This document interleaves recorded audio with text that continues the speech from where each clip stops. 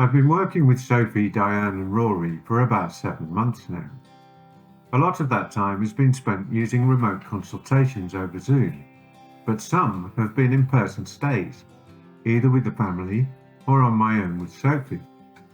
This stay is the longest one I've done to date. It will be just over 2 weeks in total by the time I leave, and we're 1 week in. So I thought this would be a good time to look back over what has been achieved, what is still left to achieve, and how far we can hope to get with the time available. It's perhaps too an honest reality check. While much of what I've posted on social media this week has been really upbeat and positive, it doesn't paint the whole picture. So this is by way of filling in the blanks. I know that some of you would just like ambient sound for these videos, but most of the footage here doesn't have it, I'm afraid. In truth, 2 weeks isn't a long time to make progress with a deeply anxious dog like Sophie. In fact, it's a drop in the ocean. But this week has been hugely encouraging. I started off from a place where I was most certainly not able to touch Sophie, and I had to be acutely aware that I needed to get her consent to do so. That meant waiting for explicit invites, which eventually came by way of play invitations in her own inimitable style. I've been careful to consent test these regularly too, stopping the contact frequently to see if she comes back in for more. Sophie always has choice with me. No advantage is gained by removing that from her.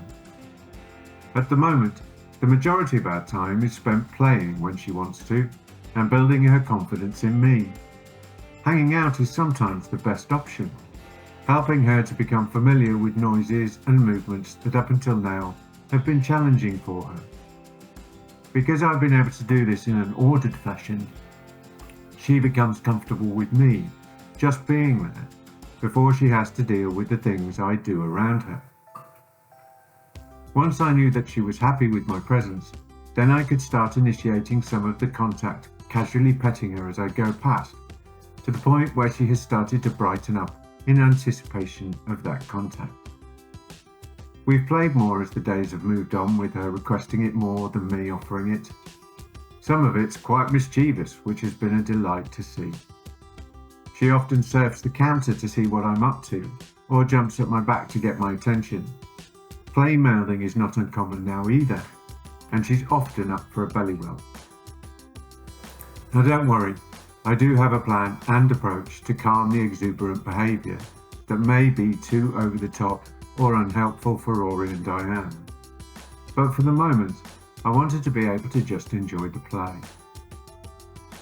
These are all huge improvements on the few brief weeks since my last visit, and massive kudos to Rory and Diane for their unfailing patience and their unerring confidence in the plan we put in place all those months ago.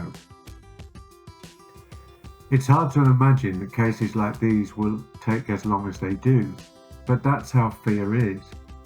And many of you have your stories about how long the process can be with rescue dogs that you've posted and shared. It's slow, methodical, and repetitive work.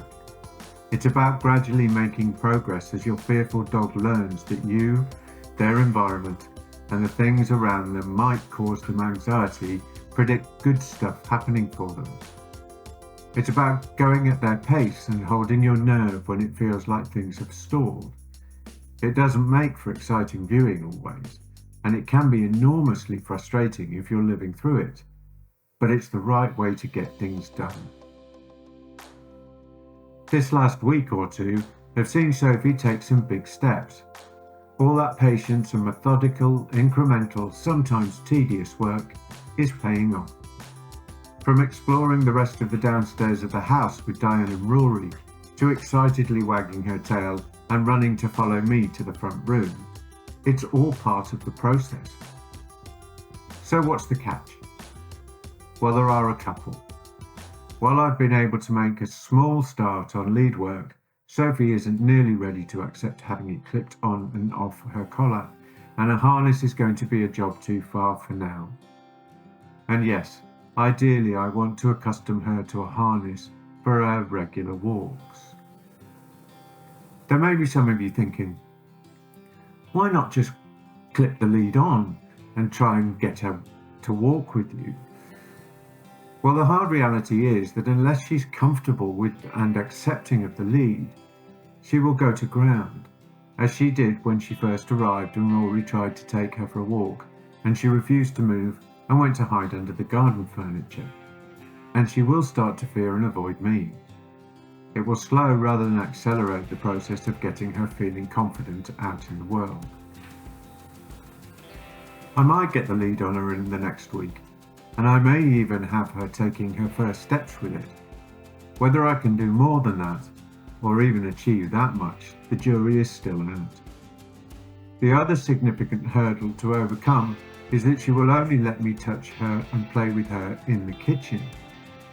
She will hang out with me elsewhere, standing very close and willingly follow me on my call, but she hasn't yet played with me or invited contact from me anywhere else in the house.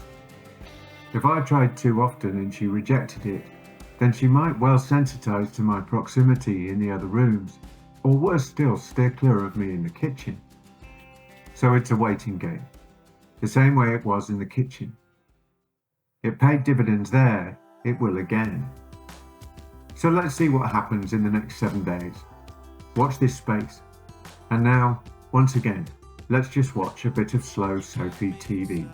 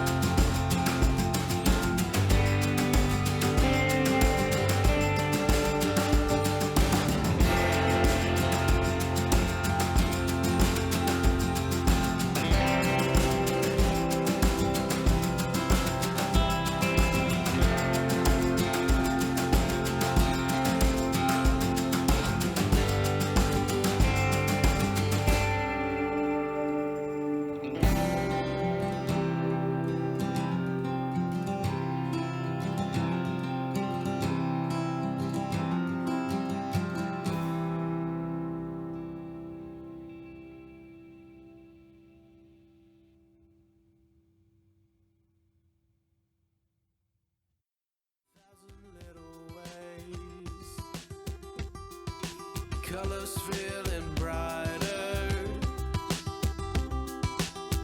getting better every day. You got me feeling good.